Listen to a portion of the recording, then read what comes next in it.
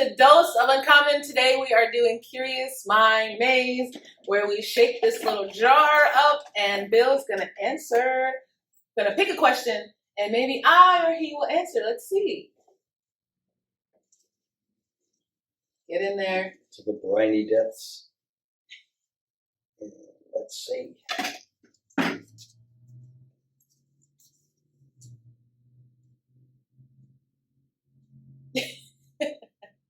What was that look? Something I've always been curious about my entire life. And I have spent a lot of sleepless nights pondering this one.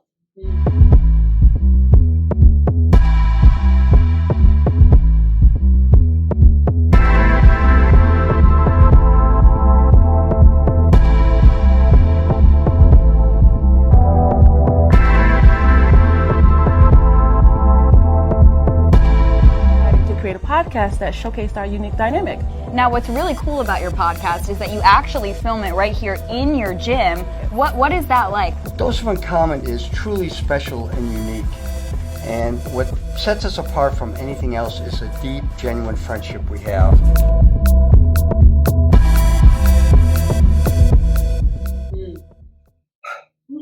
Why do so many people want to rub or touch a pregnant woman's stomach? Oh my God. That is a good question. That is a good question. I think it's so invasive to just, oh my God, you did it, and you stick your hand out, like, don't touch my stomach. Yeah.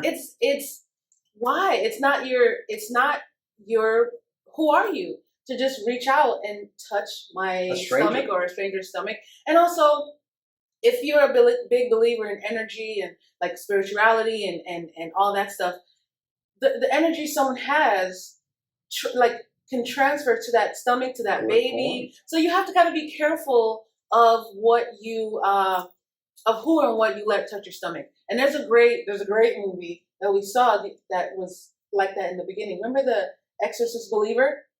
That's true. When the wife and the husband goes to Haiti and she's in the market, he's taking the photos, and she goes to do this spiritual thing, and they're touching her stomach and they're blessing her stomach, and then all of a sudden, years later, this child becomes possessed, and it alludes to it in the movie that maybe because of the protection or whatever spell she did. So I think it's very invasive, and I think people they just feel like, because it's a baby and it's a sweet thing and it's a little person that's coming into the world, it's this new fresh being that they can just touch you, and you have to allow that person space and get 10 feet, back up. Don't just touch. Very true. I don't know you or where you're from or when you're from.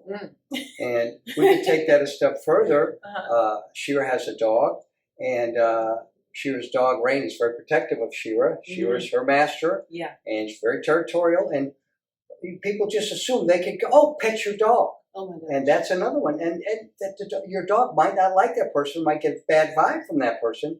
And it's really that person's, to me, although the dog owner gets blamed most of the time, but to me, it's the fault of the person being so presumptuous to think they can pet another animal that doesn't know them. And if that dog snaps at them, that's not on them. I mean, that's not on the dog.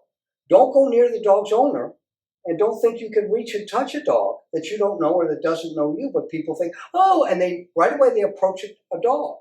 And that's another similar kind of thing. You're invading personal space, and you think you have the right to because you think the dog is cute. Yeah, but then there's people that do this. They take their hand and they put it by the dog's nose. Listen, lady, the dog knows you're coming from 2 miles away. You don't need to put your hand. What does that mean? Oh, I smell good. I'm not going to hurt you.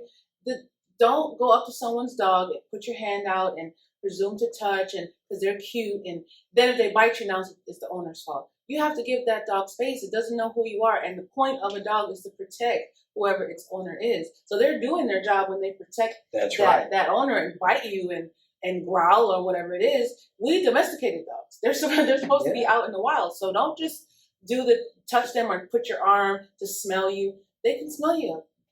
They're doing their job. They're doing their job. Good answer there. Yeah, but people take particular license, or they like a sweater you've got on. They want to feel the fabric.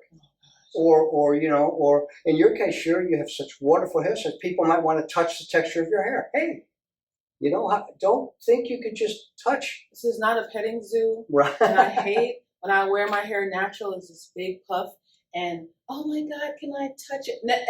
No, you can't. Right. And, they think it's rude when you do that. I don't walk up to you and just, oh my God, can I feel your hair, run my fingers through your hair? I would never do that. But I think people have a problem with personal space. They do. I mean, I wouldn't go to someone, hey, can I touch your feet? I wouldn't, so don't assume you could just, because something's attractive to you, that you can touch it or invade that person's space. You don't even know what kind of day they've had or what they've been through. Yeah. Or they may have just lost a job, or we don't know. Or a loved one. We just assume. Yeah. And same with their pet. Their pet might have just come out of the vet, or we don't know. Mm-hmm. But we just think because something is attractive to us, we have free license to just, like you said, invade that personal space. Yeah. And if everybody just keeps their distance, and wait till you give a permission or someone offers. You're invited, yeah. Wait till you're invited, right? I don't think any pregnant woman would say, "Hey, you want to touch my stomach?"